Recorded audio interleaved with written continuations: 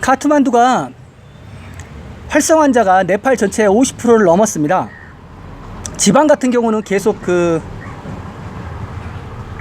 완치자가 나오는데 이상하게 카트만두 밸리는 완치자가 안 나와요. 그래서 지금 카트만두 활성 사례가 네팔 전체의 반이 넘어버렸습니다. 안녕하십니까, 자TV 최일수입니다. 9월 7일 월요일 네팔 소식 전해드리도록 하겠습니다. 앞서 말씀드렸다시피 카트만두에 지금 집중되는 모습입니다. 그래서 지금 카트만두 같은 경우는 지금 9월 9일 날까지 락다운이 잡혀 있고 그 후에 어떻게 해야 될지 결정을 해야 되는데 아마도 연장이 되지 않을까 그렇게 싶습니다. 네, 9월 7일 하루 동안 총 979명의 신규 확진자가 나왔습니다. 네팔 통틀어서 979명 나와서 현재 네팔 코로나 누적 환자는 47,236명 기록 중이고요. 네, 47,000대 넘었습니다. 이것도 한 3일 정도 지나면은 5만대를 넘어설 것 같고요. 앞서 말씀드렸다시피 카트만두 활성사례가 지금 총 8,254명이에요. 활성사례가 되게 많아졌어요. 그래서 지금 세세하게 보면은 카트만두가 6,624명, 랄리푸르가 919명, 박타푸르가 711명입니다. 이래서 지금 8,254명이고요. 전국 기준으로 따지면 활성 사례가 50.76%입니다.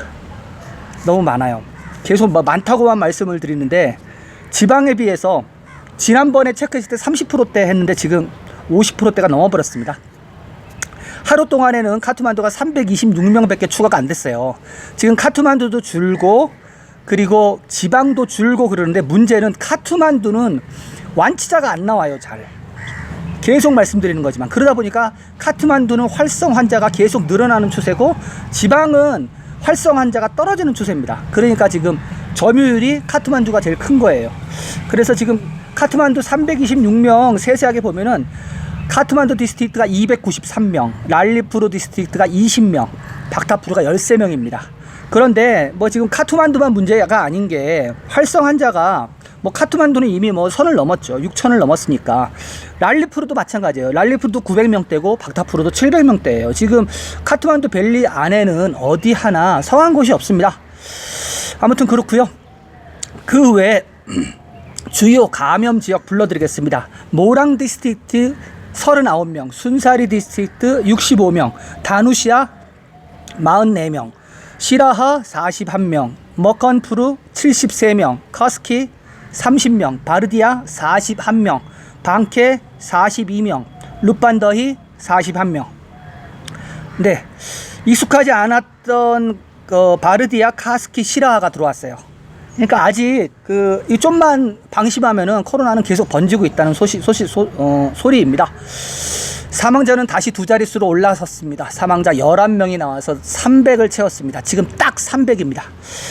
300 채웠고요. 또 카트만두에서 역시 3명의 사망자가 한꺼번에 나왔습니다. 3명 모두 다 여성입니다. 거기다가 37세, 90세, 83세 이렇게 세 분의 여성이 카트만두에서 사망을 했고요. 그리고 65세 여성 카스키, 76세 남성 모랑, 62세, 87세 남성 시라하, 살라히 35세, 69세 남자 돌로카, 39세 남자 머건푸르, 59세 남자 방케. 나오는 그 익숙한 지명이 되게 익숙해지셨을 거예요. 매일 그냥 방송을 하다 보니까는 요런 지역들이 지금 많이 위험한 지역이고 위중한 지역이고 환자들이 많은 지역입니다. 완치자 많이 나왔습니다. 완치자는 많이 나왔는데 역시 앞서 말씀드렸다시피 지방 위주로 많이 나오고 수도 카트만두에서는 완치자가 정말 적게 나옵니다. 완치자 1736명 나왔습니다. 1736명 나오면서 완치자가 3만 명을 넘어섰어요. 그래서 3677명. 네, 3만 명이 넘은 거는 고무적인 건데 그만큼 지금 그 확진자도 많이 있으니까요. 그래서 아무튼 지금 현재 회복률은 64.94% 보이고 있습니다. 회복률 계속 쭉쭉 올라가고 있습니다. 계속 좀 더 올려야 될 것 같고요. 그리고 지금 현재 앞서 제가 카트만두 활성 사례 말씀드렸잖아요. 전체적인 활성 사례가 768명 줄었습니다. 전국적으로 보면 활성 사례는 줄어요. 근데 카트만두는 계속 늘고 있는 거죠. 그래서 활성 지금 사례는 전국적으로는 16,259명입니다. 이 16,259명 중에서 반이 카트만두에 있는 겁니다. 그래서 지금 카트만두가 비상이 걸린 거고요. 네, 그렇게 하고요. 그리고 검역소 인원은 빠졌습니다. 많이 빠지진 않았고요. 36명이 빠졌네요. 36명이 빠져서 4,703명이 됐습니다. 네, 검역소 인원도 이제 5,000 미치니까 조금 더 노력하면은 검역소를 다 비울 수 있을 것 같고요. PCR 테스트는 10,000건 이하로 떨어졌습니다. 힘이 떨어졌을까요? 왜 그럴까요? 9,218건 시행했습니다. 9,218건 실행해서 지금 현재 누적 PCR 테스트 77만 7,563건을 기록 중에 있습니다. 네, 코로나 브리핑 이렇게 해드리고요. 전체적인 네팔 현황과 그리고 단신 몇 가지 전해드리도록 하겠습니다. 지금 현재 카트만두는요, 9월 9일 자정까지 2차 락다운에 들어가 있습니다. 그러나 앞서 제가 말씀드렸다시피 활성 사례가 너무 많습니다. 너무 많아서 푸는 건 쉽지 않고요. 선택은 두 가지일 거라고 생각을 해요. 그냥 럭다운으로 갈 것이냐, 약간 느슨한 부드러운 럭다운으로 갈 것이냐, 이것을 결정할 따름일 것 같고요. 그리고 어제도 제가 말씀드렸죠. 랄리프로 CDO 최고 책임자가 더 사인테까지 좀 가는 거를 좀 고려하자라는 그 말을 했습니다. 정치인으로선 처음 그런 말을 했어요. 평소 같았으면 항의가 빗발쳤어야 되는데 항의하는 사람이 없어요. 그냥 지금 받아들이는 분위기입니다. 네, 그렇게 하고요. 공항 소식입니다. 공항 소식은 계속 전해드리는 거하고 똑같습니다. 변화된 프로토콜 없고요. 일반인은 못 들어옵니다. 오직 들어올 수 있는 것은 외교관 여권을 가지고 있는 공간 직원들, 그리고 국제개발협력기구 임원이나 가족들, 유엔기관 이런 사람들만 들어올 수 있습니다.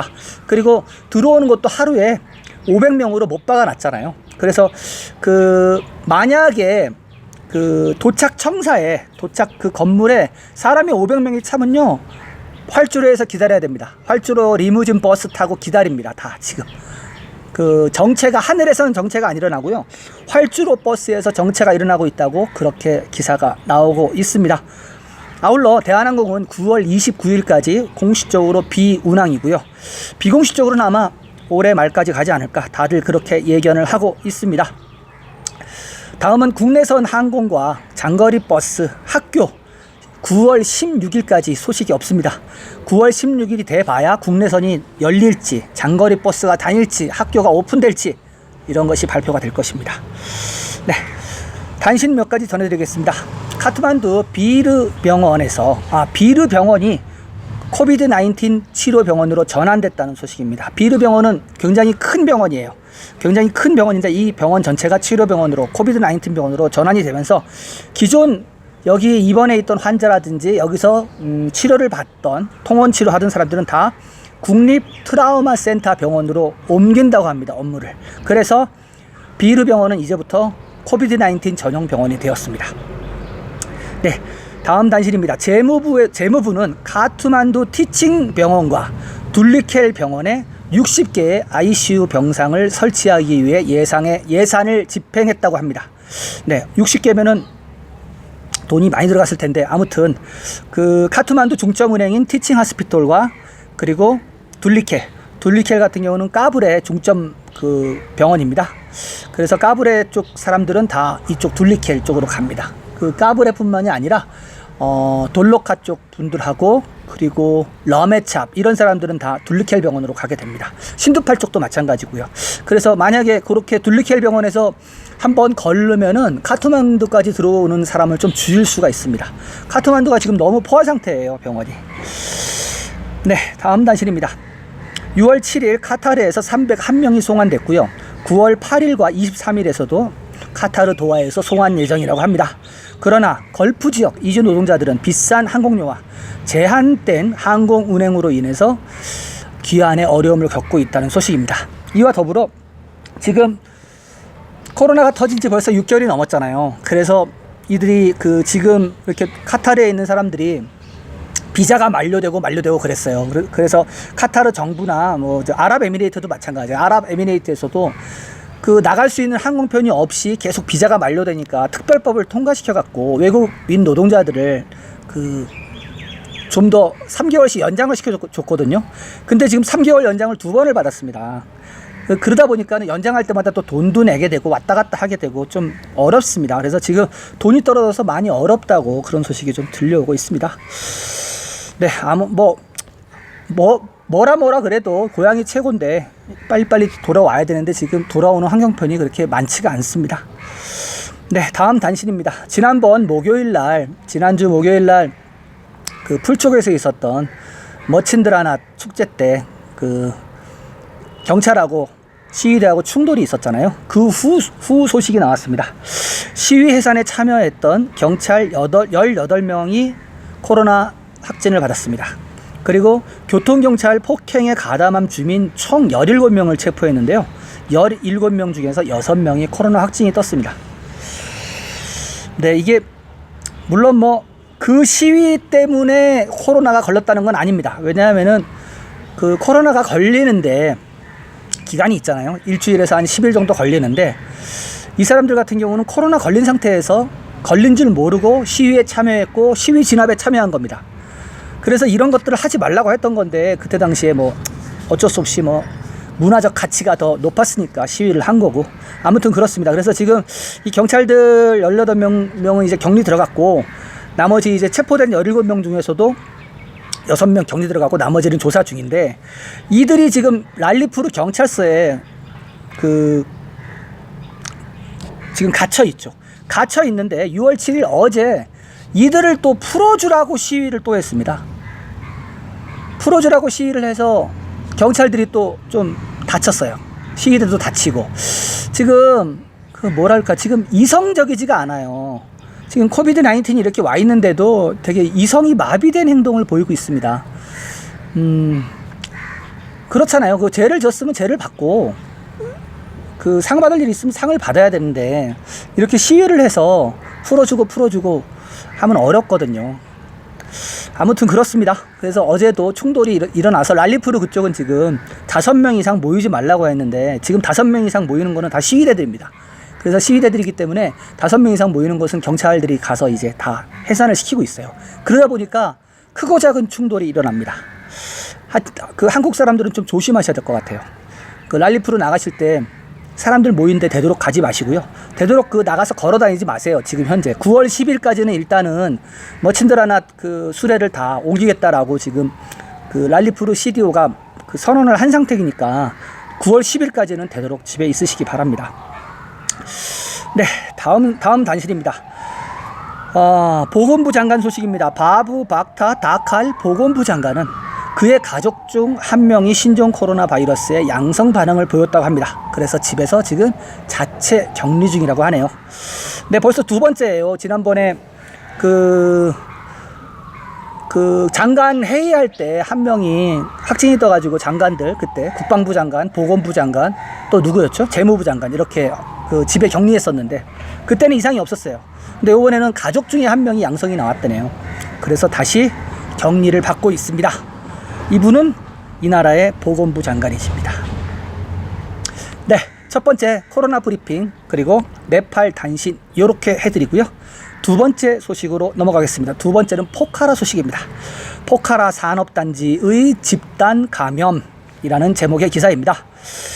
포카라 푸드의 25명을 포함하여 총 67명이 간다키 프로빈스에서 감염되었습니다.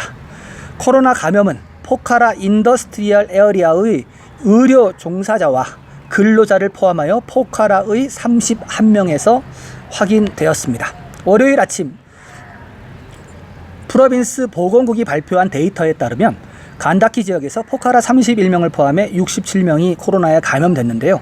포카라에서 감염된 것으로 확인된 31명 중 25명은 포카라 인더스트리얼 에어리아에 있는 포카라 푸드 PBT LTD 직원입니다.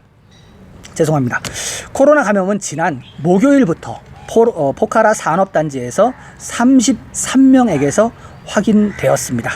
포카라 메디시티 병원에서 치료를 받고 있는 동안 2명의 환자도 감염된 것으로 밝혀졌고요. 웨스턴 커뮤니티 병원의 간호사 2명과 병원 보조원 2명을 포함한 4명의 여성에게서도 확인이 되었다고 합니다. 최근 포카라에서는 코로나 감염이 빠르게 증가하고 있습니다. 감염은 지역사회의 여러 영역으로 퍼졌습니다.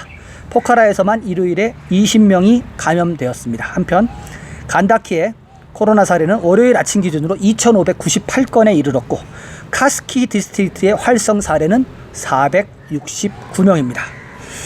네, 포카라가 이렇게 있고요. 그 주변을 감싸는 게 카스키 디스트릭트입니다. 말하자면 그 구청이라고 생각하시면 돼요. 카스키 구청. 그리고 그것을 감싸고 있는 게 간다키 프로빈스, 간다키 성입니다. 그래서 포카라 시가 있고 그 밖에 그걸 감싸고 있는 카스키 구청이 있고요. 그걸 커다랗게 간다키 성이 감싸고 있다. 이렇게 생각하시면 돼요. 포카라가 지난주 토요일인가부터 홀수작수제 가면서 부드러운 넉다운으로 풀었잖아요. 풀었는데 다시 또 이렇게 감염이 또 올라가고 있네요. 다시 또 묶일 것 같은데요. 이렇게 되면은 아무튼 포카라나 뭐 카트만두나 뭐 루반다이 뭐 붓두얼이나 퍼르샤나 이런 아주 그 큰 도시들이 지금 잘 안 잡혀요. 시골 같은 경우는 사람들 이동도 적고 하니까는 그냥 길만 막으면 그냥 마을이 고립이 되니까 금방 되는 것 같은데 큰 도시 같은 경우는 안 그래요. 막을 수 있는 길이 너무 많잖아요. 그거 다 못 막습니다. 그래서 좀 개개인이 알아서 자기 자신을 좀 병으로부터 격리시킨다는 마음을 갖고 모든 사람, 나 이외에 타인 모두는 감염원이라고 인식을 해야 되는데 네팔에서는 안 그렇습니다. 너무 그 이웃들 간에 친하고 가족같이 지내가지고 그냥 동네 뒷골목 가면요 다 마스크 벗고 그러고 생활한답니다. 네, 두 번째 소식 이렇게 전해드리고요. 세 번째 소식으로 전해드리겠습니다. 네팔의 유제품 산업 코로나 200억 루피 손실. 네, 유제품 산업이라고 한다면 뭐 우유, 버터, 치즈, 네팔은 이제 더이라는 것도 있습니다. 요구르트, 더이 이런 것들입니다. 네팔 락농협회 사무총장은 우유 및 유제품 시장의 60%가 코로나의 영향을 받아 대유행 기간 동안 200억 루피의 손실을 봤다고 밝혔습니다. 그는 매일 약 60만 리터의 우유가 생산되고 있지만 시장에 공급되는 우유는 31만 리터에 불과하다며 가장 영향을 받은 것은 농부들이라고 덧붙였습니다. 유제품을 가장 많이 소비하는 호텔과 식당이 폐쇄돼서 업계는 막대한 부정적인 영향을 미쳤습니다. 그는 전국적인 봉쇄의 경우 금지 기간 동안 우유의 운송과 공급이 쉽지 않았다고 덧붙였습니다. 필수 서비스에 포함됨에도 불구하고 우유를 공급하는 차량과 배달원들이 경찰에 체포되어 몇 시간 동안 구금됐었다고도 밝혔습니다. 락농업협회 회장인 라즈쿠마르 다할 씨는 유제품 시장은 급격히 감소했다며 농부들이 우유 시장을 잃어버렸고 락농업은 저장된 제품에 부담을 느끼고 있다고 말하였습니다. 그러나 정부는 락농업계와 농부들이 겪은 손실에 대해 정확한 데이터를 가지고 있지 않다고 말했습니다. 락농업 가공 공장은 여전히 운영되고 있지만 농부들부터 우유를 모으는 것도 아닌 것은 더 큰 문제입니다. 락농업이 우유 소집을 중단한 것은 이미 작년에 분유를 충분히 생산했기 때문에 더 많은 분유를 저장할 공간이 없기 때문이라고 합니다. 네, 분유뿐만이 아니라 치즈도 마찬가지고요. 버터도 마찬가지고 치즈 같은 경우는 그냥 상온 보관이 가능하지만 버터나 우유 같은 경우는 냉장 시설이 필요하잖아요. 그래서 냉장 창고가 정해져 있잖아요. 냉장 창고가 무제한 있는 거 아니니까. 그래서 지금 아예 우유 우유를 거도 수거잡이라고 그것도 수거라 그러나요? 그러니까 생유 원유? 뭐라 그러죠?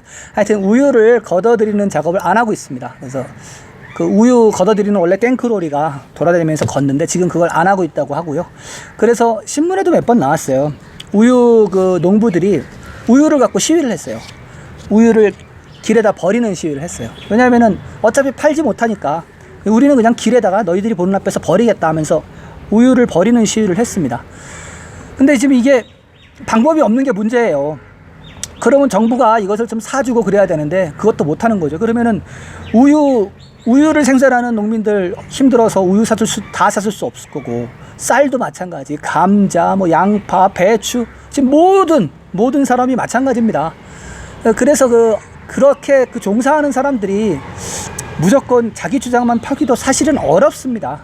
왜냐하면은 이게 지금 뭐 우유를 하고 있는 낙농업계만 지금 그 피해를 보는 게 아니잖아요. 전 사회에 모든 사람이 이렇게 피해를 보는데, 그걸 갖고 우리만 좀 구제해달라 그러긴 좀 많이 어려운 겁니다. 아무튼 지금 그 코로나로 인해서 한국도 그렇고 네팔도 그렇고 전 세계가 되게 힘들죠. 그리고 어젠가요? 드디어라고 말하면 안 되죠. 인도가 브라질을 제치고 코로나 2위 국가로 올라섰습니다. 이렇게 제가 말씀드린 건 뭐냐면은, 네팔은 인도의 영향을 많이 받습니다. 국경을 같이 쓰고 있잖아요. 그리고 국경이 지금 열려 있어요, 아직도.